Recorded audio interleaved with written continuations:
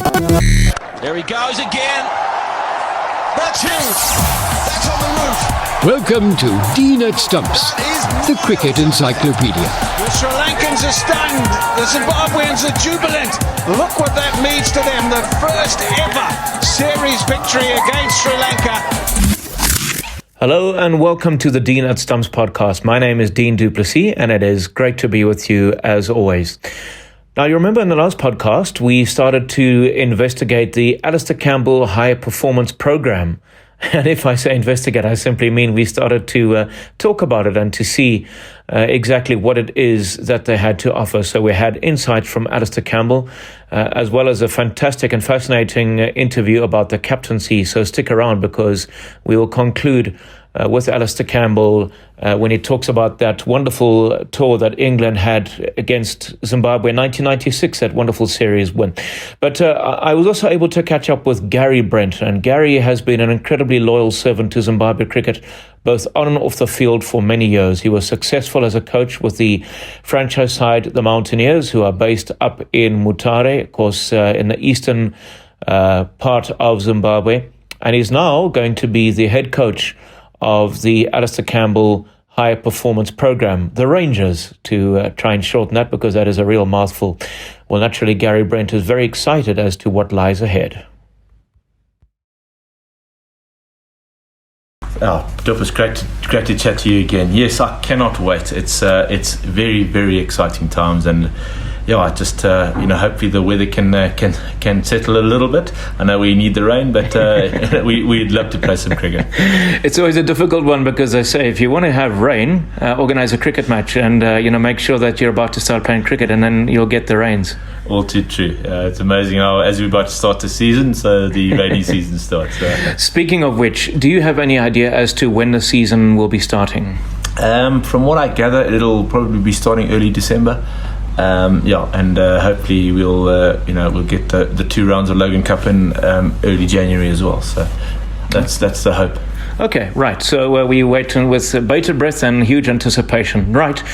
The Alistair Campbell High Performance Program is something that many people are beginning to talk about because it's not just cricket that you instill in these young men, really. It's about conservation and community as well. Do you want to just tell us a bit more about that? Absolutely. Yes, it's much more than cricket. We do try to grow these young men as individuals, as well as as human beings, as well as cricketers. And obviously the conservation side of things, we teamed up with the Miri last year and went out there and we got to chat to Riley Travers about the intricate sort of details of what conservation of these magnificent animals that we are privileged to have in our country, the rhinos, the big five really, and it was amazing, and hopefully that partnership will just keep going, and they do a wonderful job, as well as Antelope Park in Gweru. We went there as well. It's amazing working with these organizations and just seeing what goes into it, and the young guys are privileged to get this sort of information firsthand. So one of the questions that will probably be asked on many occasions is how wide will your net spread to ensure that young men, not just in the Harare area, will be able to be a part of this high performance program? It's tricky, admittedly, because of the current field situations and other challenges that we have. So how are you going to go about to ensure that net is spread as far as possible and as wide as possible? For us, it's communication. We'll try to communicate with certainly all the provinces and as many people as we can. We got together and how this sort of group was selected was the under-19 coach, the chairman of selectors, and myself. We sat down and went through a whole lot of names and picked the 13 guys that we've got on board now. So and going forward, hopefully that net, like you say, does broaden. We've played against the under-19s. We've played against a lot of guys who are just in and about. I've seen a few guys who I'd love to sort of pull in for the next year, the next intake, and put their names forward. Certainly to give them an opportunity to trial for the Alistair Campbell High Performance Program. A lot of people will be saying, gosh, you only have a squad of 13, so injuries must be a bit of a concern for you, because if one or two of your players were to break down through the season, you may be left floundering a bit. Yes, injuries are always a concern. We do have Kyle Jarvis and Brendan Taylor to make up our squad of 15, but with the international schedule that is for next year, and that's coming up. How much of their services we will have, we don't know. But we do have access to different players that are not just in that 13, but those 13, or certainly the 12. Jonathan Campbell has just joined us he was in the UK, so the 12 have been with us for a good 5 months, and they're doing a lot of hard work. And so they, if injuries help them to get to play, I think it's a great opportunity for a lot of them. One of the questions that people have been saying is it's all good and well to have two very experienced players such as Brendan Taylor and Kyle Jarvis. However, the flip side of that is possibly you are keeping out a potential seam bowler or a potential batsman. How would you deal with a situation like that? No, and I think it's a very valid question. But certainly our view on it is that what they bring to the table in terms of experience, and in the past academy sides have played in the first class competition, but have been found wanting in certain situations, and they just need that mentor, that senior player, just to pull them through those really tough phases, and just give them ideas in different situations.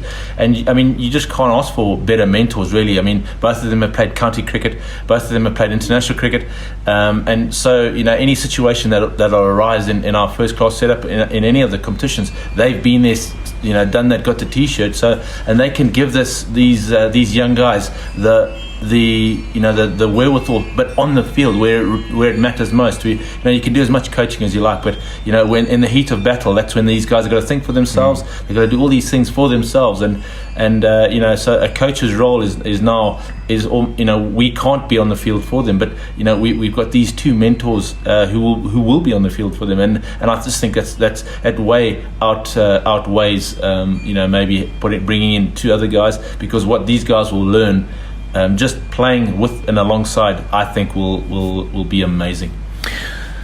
And tell us a bit about the squad. So all the cricket fraternity in Zimbabwe, or certainly a majority of them now, know about the high performance program, the Rangers, as you call yourself, because that mouthful of Alistair Campbell high performance program is going to be quite a mouthful, so the Rangers. But we'd like to know a bit more about the team. Tell us about the balance, the batsmen, the bowlers, who are the partnership breakers, the wicket takers, the potential run scorers, other than Brendan Taylor and Kyle Jarvis. Oh, absolutely, I'd love to. We've got a very exciting prospect in Brian Mudziginyama. He opens the batting. Very explosive, isn't he? Yes, he is. He hits the ball well, and and hits the ball often. Marshall Takudza, there's Tono Makoni, there is Daniel Zidzai, there's Clive Mbeyago, and then our captain Clive Chitumba, who epitomizes everything that our academy is about. He's done great strides as an all-rounder. With both bat and ball, he's been very, very, very good, and he leads the team very well. He's got some great leadership qualities. We've got Jonathan Campbell, who comes in to shore up the batting, and then we've got Alvin Chiradza, who he's a wicketkeeper batsman. He's done exceptionally well in our warm-up game so far. And then the exciting phase or something is our bowling attack. We've got Charlton Chuma, who's a real prospect in the near future. We've got Kurakwashi Macheka, a young bowler in the under-19 setup at the moment. Very exciting. He's someone who I see a great future for. There's Davis Murwendo, who's his learning and his thirst for knowledge in this, and what he's been able to achieve in the last 5 months is phenomenal in his movement of the ball. He's moving the ball amazingly well. We've got Dylan Hondo. He's a left arm spinning all rounder. He's doing again. He's done exceptionally well for us. We've got young Manson, Chikawore, he's done really well again. You know, I'm just really excited for all these guys. You know, they've all had an opportunity to be on a platform, and they've all, you know, come in and put their names forward, and which I'm really chuffed. And we've got a task to choose that first 11. It certainly sounds like it. Now, another very big talking point is finances, money. Because obviously all of this costs a lot of money. Certain youngsters need to be housed.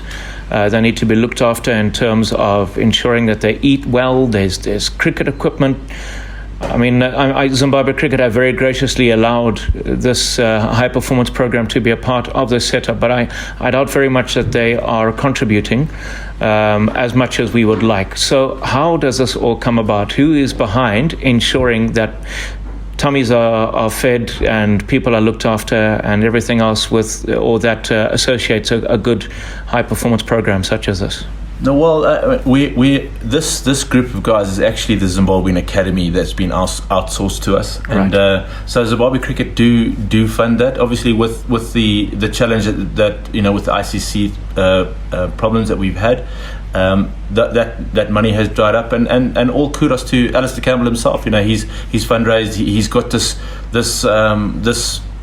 high performance program working and working as a high performance program. So you know, he's done amazing things behind the scenes to make sure that this doesn't stop, and it has been keep going despite what else has been happening.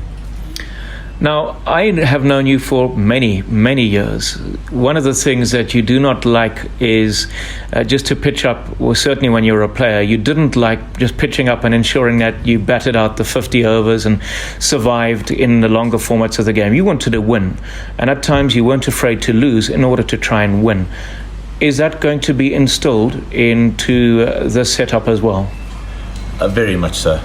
You know, this bunch of guys, I've been really privileged to be around. The hunger that I've seen from these young men is something, you know, that a lot of people could learn from.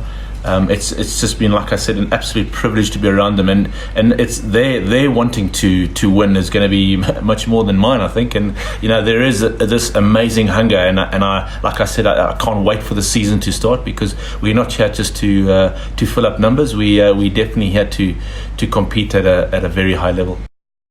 That is Gary Brent talking about the upcoming domestic season, which will feature the Alistair Campbell High Performance Program, which obviously is an academy, but thankfully they've shortened their name to the Rangers. So that is really good news, and we sincerely wish them all the very best. And I hope that it won't be a short-lived academy, that it'll go from strength to strength, and that many fine players will come through the ranks and who will go on to play franchise cricket, then represent the A side, and then have a long and successful stint with the national team as well. That is very much what we all, I'm sure, hope for.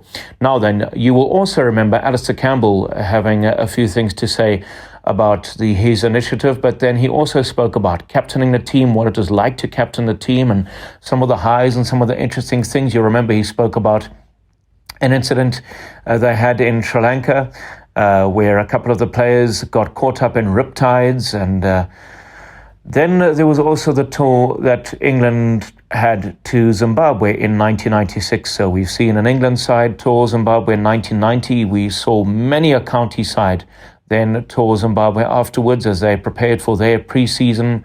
It was their pre-season tours that many counties used to have to Zimbabwe, and sadly that is no longer the case. But it was 1996 going into 97 that finally a test team came out to Zimbabwe. The test series ended in a draw with no result. 2 test matches played, no result, mainly due to the fact that the second test match was badly hampered by rain. Zimbabwe dominating that second test match. England pretty much on top in the first test match. The one-day series was a different kettle of fish because Zimbabwe won that one by 3-0. Alistair Campbell, in the third and final part of an interview I had with him, talks about upping the stakes when playing against a team such as England.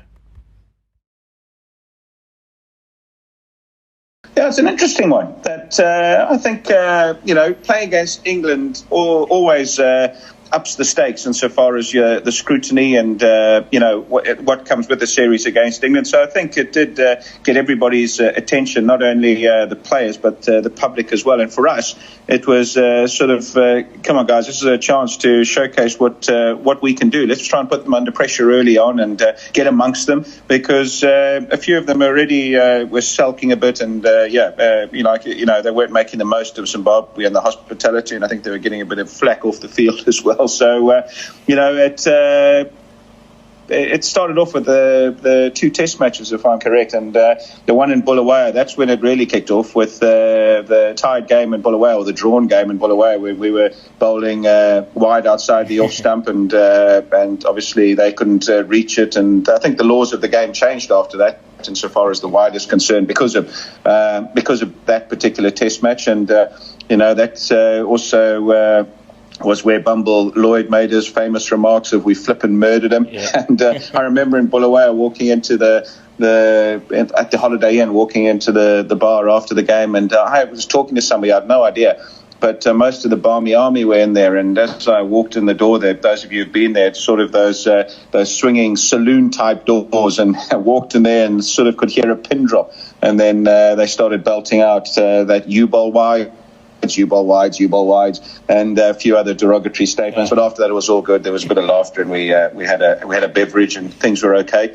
But the Barmy Army were enjoying their time in Zimbabwe, and why wouldn't you? What a place to visit. But the team were not enjoying themselves, and guys like Ian Botham were out there, who's holidayed in Zimbabwe plenty, and he was getting on their case as well, that why weren't they getting out of their rooms and doing stuff. And so they were struggling with to come to terms with results there, because they thought that they would walk all over us. And leading into that one-day series, I think we had the psychological advantage, and started in Bulawayo, then finished up in Harare. Who can forget Ida Branders and his hat-trick? And I just remember the huge crowds. I think the guys were queuing from early on, probably the first time it's ever happened, to try and get a seat. And it was the most amazing atmosphere. And at the end of it, when we knocked them over in the 2 games, they were nowhere in the third. And we won the series quite comfortably, 3-0 in the end. And that sort of was the catalyst for what was to come. Those years after that, up to 2000, were some really good years and some really good results for Zimbabwe cricket.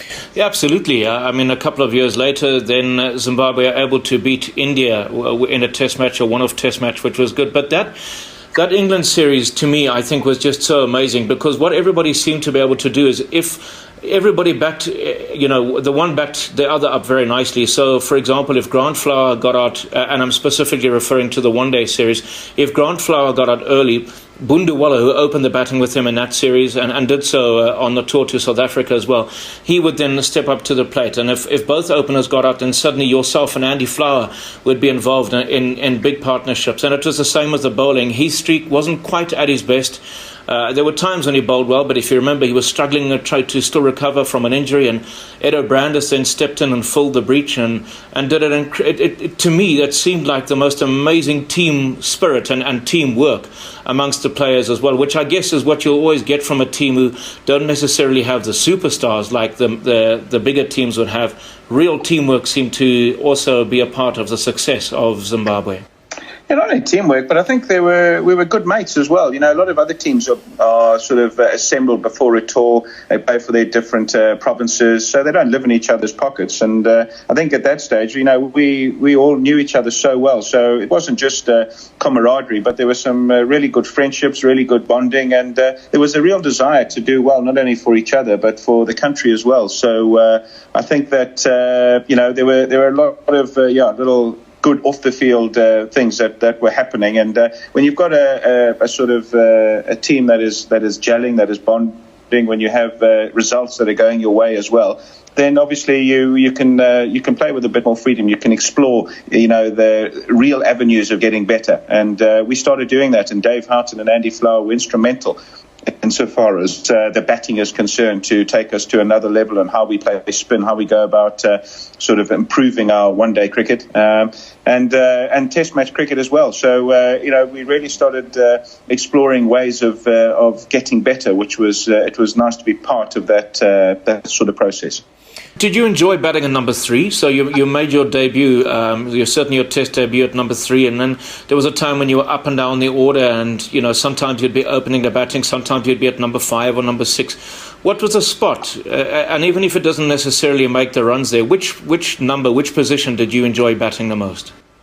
Starting off, I suppose that's where I just batted all my life. So I just slotted in at number 3. But my favourite was opening towards the latter end of my career. I had my most success opening the batting, and that's where I sort of found a niche, particularly in one-day cricket, and I was sort of morphing into doing that in test match cricket as well. So more so in test match cricket, going down the order to trying, sort of 5 and 6 role. But I think, test match cricket number 3, and obviously starting to open towards the end. Probably would have finished as an opener if I played a bit more. But definitely one-day cricket was started off 3. But, I had my success and like opening more so than that number 3 position towards the end. And his streak, when he got injured in that somewhat freak injury in Sri Lanka after the Champions Trophy match, and you were then kind of, I suppose, forced into taking over the captaincy. Was it something that you enjoyed doing at the time? Because many people felt that you had kind of been used by Zimbabwe Cricket Union, as it used to be known as in those days. So, you were beginning to, I suppose, fall out of favour with ZCU, and then the next thing they approach you and they say, we want you to captain the side. That must have been a bit tricky to deal with, given the fact that it was becoming quite apparent, that ZCU weren't really going to have you as part of their plans, and then the next thing they approach you and say, no, hold on, we want you to captain the team because Streaky got injured. Yeah, it's. That's the first part was a wonderful time in Zimbabwe cricket, and I cherish that up to the England tour of 2000 and the '99 World Cup and whatnot. So those days of captaincy. After that, they're sort of. After our players' strike or our players' union formation and whatnot, things went awry. So after that, that approach and sort of fell out with the selectors. Form fell out. I just it was a bad time, and from then up to. After the 2003 World Cup when I retired, but prior to that, I wasn't really enjoying my cricket anymore. Wasn't really focused anymore. It was a sign of things to come. So felt it was a little bit disingenuous or a way to keep me on sides, but it was never really the same again. Yeah, absolutely.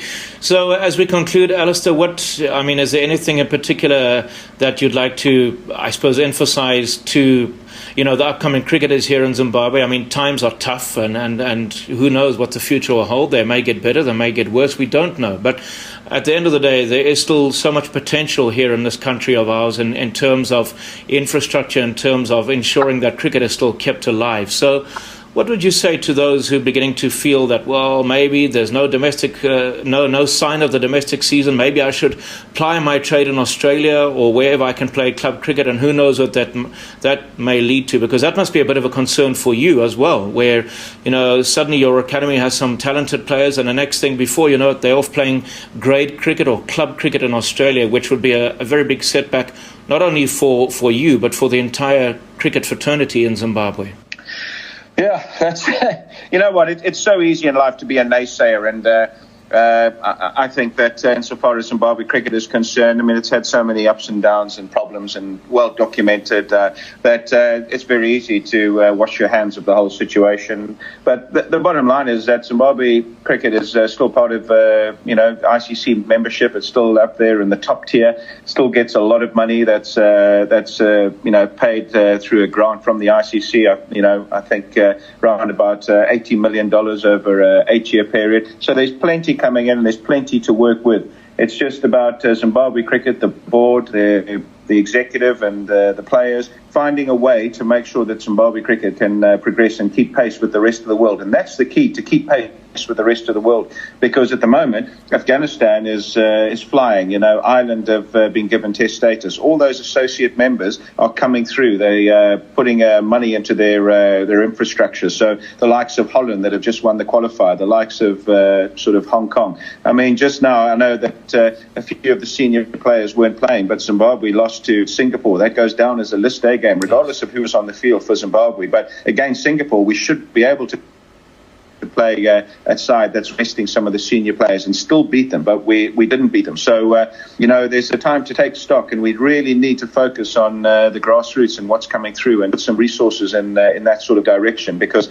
the players that graced Zimbabwe in the sort of 2000s that came from the high-density areas, the likes of your Taibus and Matsukanyeris and Masakadzes that have just retired. There's got to be a few more of those guys that need to be unearthed and need to be given the opportunity, and hopefully my academy and my initiative is able to do that and grab some of these guys and give them the opportunity to try and force their way into to being professional cricketers into the national side. But we have sort of a role as ex-players, as far as I'm concerned, to try and keep things moving in Zim, to try and keep us competitive insofar as with the rest of the world is concerned, because we are still members of the ICC. If you look at the Future Tours program, we're playing Pakistan, we're playing Australia next year, we're playing against big sides, so we need to make sure that we're competitive and that we have a competitive infrastructure that allows us to spit out players that are worthy of playing international cricket, because you're only as strong as your domestic infrastructure, and that goes for your club cricket, your first-class cricket, and your youth grassroots program. So those have to be addressed and have to be sorted out, and if they are not, then we'll continue to tread water. And we know what happens when you start treading water. People start overtaking you, and other countries that are putting emphasis on their cricket development and are progressing, they are going to overtake us, and we're slowly going to slide down the scale. So the time is now for realization that we need to do something about our standards. We need to do something about our infrastructure, and if we can do that, then we can put the brakes on the slide and actually start getting stuck into progressing up the ladder. But that cannot come without a bit of sacrifice, without hardship, and without some real tough decisions insofar as how we want to progress as a cricketing nation. So I hope that the right decisions are taken. I hope that the right personnel are involved in getting this sorted out. But, as far as I'm concerned, as Alistair Campbell, I want to try and give my best for Zimbabwe cricket to make sure that we have something that not only survives, I don't like that word, but is something that really is progressing, and hopefully we can through my academy and through other various means we can start that process of really getting some talented players, giving them the right tuition and the right coaching to get them to that next level, that they really are competitive on the international stage. So the times in Zimbabwe at the moment economically are tough, and there's a lot of depression around, but we have to galvanize somehow and make sure that we are trying to progress in the right direction. And as I said, cricket doesn't need to survive. It's surviving at the moment. We need to progress. We need to find means of progression, and let's hope that we can find those. We certainly do hope so. Thank you very much indeed for listening to the Dean at Stumps podcast. And as we always do towards the end of every year, we like to take you back in time. So look out for a couple of podcasts. There's a lovely one coming up with Dave Houghton very soon, where he talks about how he had to adapt from just being a captain of the side and being a player to when he initially took up the role as coach, because he was player coach, and how he had to draw the line between being a captain and a coach, and then eventually how he could just then focus on coaching the side, which he enjoyed a great deal more than being a player coach. All that and a lot more to come. Thank you for listening to the podcast, and we'll see you soon. Until then, it's goodbye.